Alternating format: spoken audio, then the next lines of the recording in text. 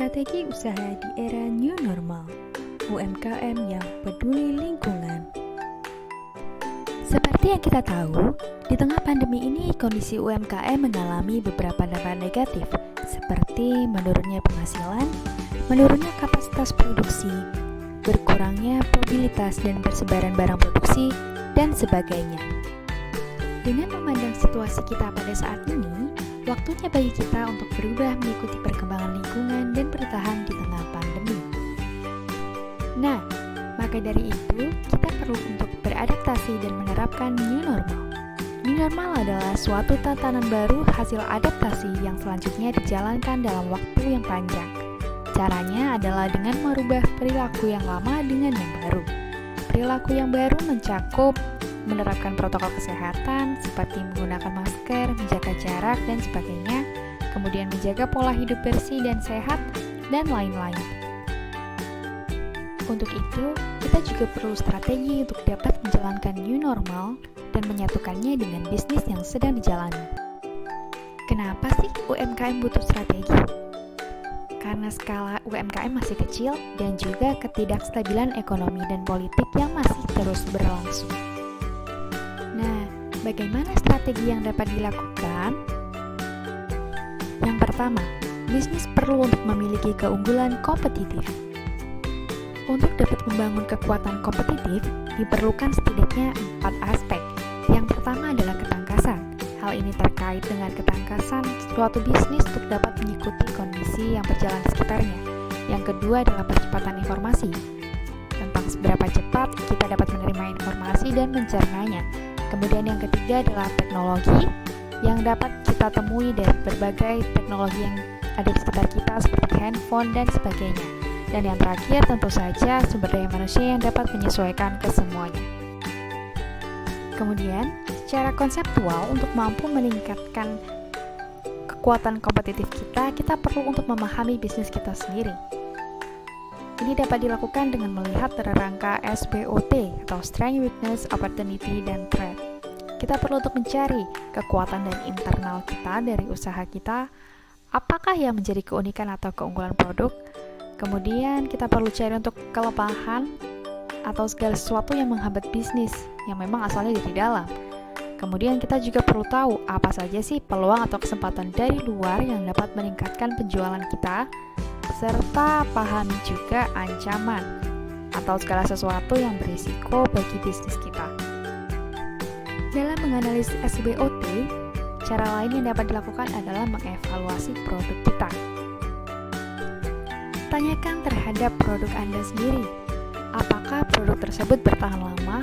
Mengingat kondisi saat ini, kita perlu untuk menciptakan suatu produk yang mampu bertahan dalam jangka waktu yang tidak sebentar.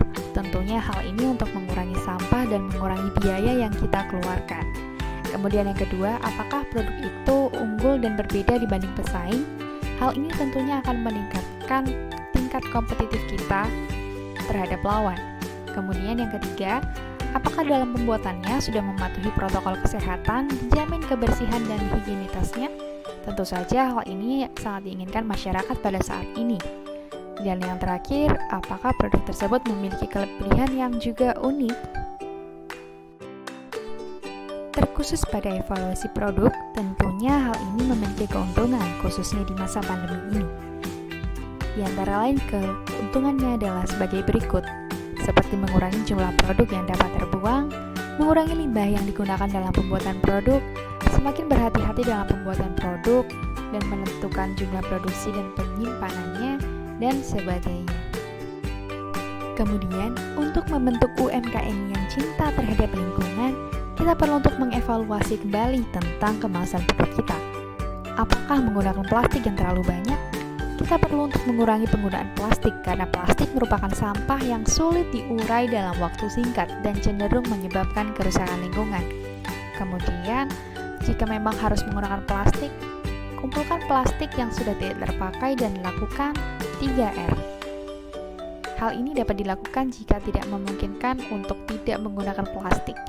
Dan yang terakhir yang dapat dilakukan adalah mensubstitusi plastik dengan barang lain seperti kardus yang lebih mudah untuk terurai. Setelah kita melakukan semuanya, perlu bagi kita sebagai pelaku UMKM untuk terus konsisten menjaga kualitas produk dan segala yang kita lakukan agar tetap unggul, dipandang baik oleh konsumen dan mampu dijual ke kalangan yang lebih banyak. Konsistensi juga diperlukan dalam aplikasi protokol kesehatan dalam proses kegiatan usaha, mulai dari pembuatan atau produksi sampai penjualan dan pengolahan limbahnya. Yang kedua adalah tentang bagaimana operasional untuk memasarkan produk. Kita tidak boleh lupa bahwa pandemi menuntut kita untuk menjadi kreatif, terutama dalam beradaptasi dengan aturan new normal. Untuk itu, kegiatan pemasaran yang biasa dilakukan secara offline atau luring juga perlu untuk berubah menjadi digital. Yang dibutuhkan untuk melakukan pemasaran digital hanyalah chat-chat yang dapat kita jumpai melalui HP atau smartphone, yang dapat kita gunakan sehari-hari atau bisa juga menggunakan perangkat lain seperti laptop atau komputer, dan tentunya koneksi internet ya. Nah, sarana pemasaran dan penjualan digital yang dapat digunakan menurut observasi dari tim kami adalah sosial media seperti WhatsApp melalui pesannya, melalui Instagram, Facebook, dan Twitter juga untuk memasarkan foto dan jenis produk yang dijual. Kemudian dapat juga untuk menggunakan media penjualan online atau e-commerce yang ternama seperti Shopee, Tokopedia, dan Bukalapak. Pemilihan Shopee didasarkan pada namanya yang memang terkenal di berbagai kalangan saat ini seperti milenial dan juga kalangan boomers. Dan tentunya Shopee memiliki banyak promo menarik bagi para konsumen yang juga akan menarik konsumen untuk berbelanja melalui platform ini. Kemudian Tokopedia dan Bukalapak juga tidak kalah menarik karena menyediakan berbagai program yang mendorong UMKM. Setelah mengetahui dan mengubah operasional dengan baik, kita juga tidak boleh lupa bahwa pencatatan akuntansi bagi keuangan UMKM itu sendiri juga tidak boleh ketinggalan. Sebagai informasi, UMKM dibagi menjadi 3 jenis, yaitu usaha mikro, usaha kecil, dan usaha menengah, yang pembagiannya dapat dilihat di layar. Lalu, akuntansi itu apa sih? Menurut Warsono Darmawan dan Rida, akuntansi merupakan sebuah proses sistematis untuk mengolah transaksi menjadi informasi keuangan yang bermanfaat bagi para penggunanya. Akuntansi pun memiliki peran penting, seperti diantaranya menjadi sumber informasi atau sumber pengetahuan mengenai pembiayaan bisnis, kemudian berperan untuk pengambilan keputusan, kemudian berperan juga bagi pengelolaan dana untuk dapat mengetahui pengelolaan dana secara real.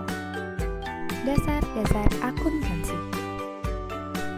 Secara sederhana, persamaan akuntansi dapat dilihat dalam layar berikut ini, di mana aset ditambahkan biaya, ditambahkan pengembalian ekuitas atau pengembalian modal, itu jumlahnya harus sama dengan jumlah utang, jumlah ekuitas, dan jumlah pendapatan yang kita terima.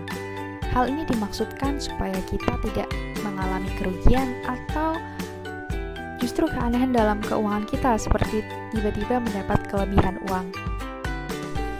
Perlu diingat juga bahwa dalam UMKM ada yang dinamakan konsep kesatuan usaha, di mana UMKM itu erat kaitannya dengan pemilik dan kreditor, dengan rekanan dari UMKM itu, dengan pemerintah, dan juga karyawan dan pembeli.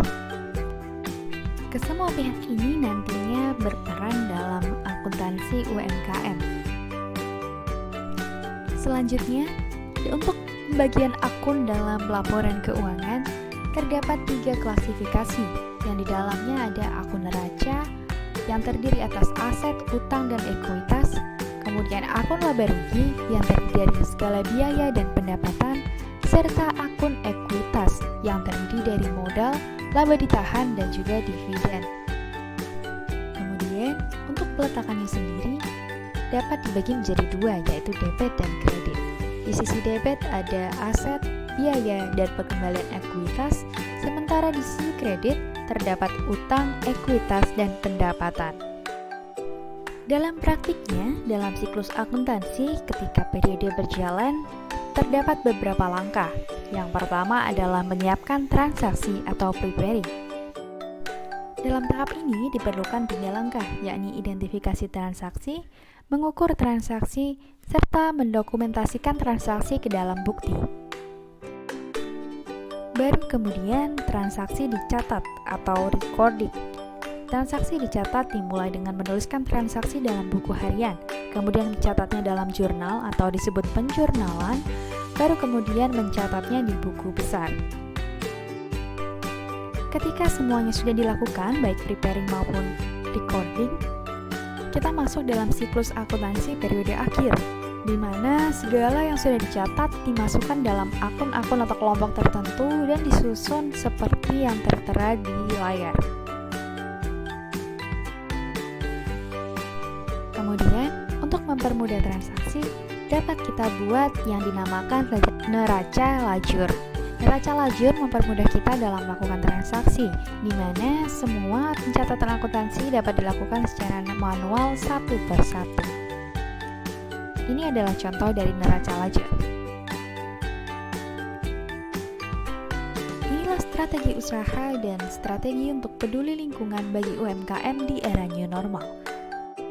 Jika ada pertanyaan, dipersilahkan. Terima kasih.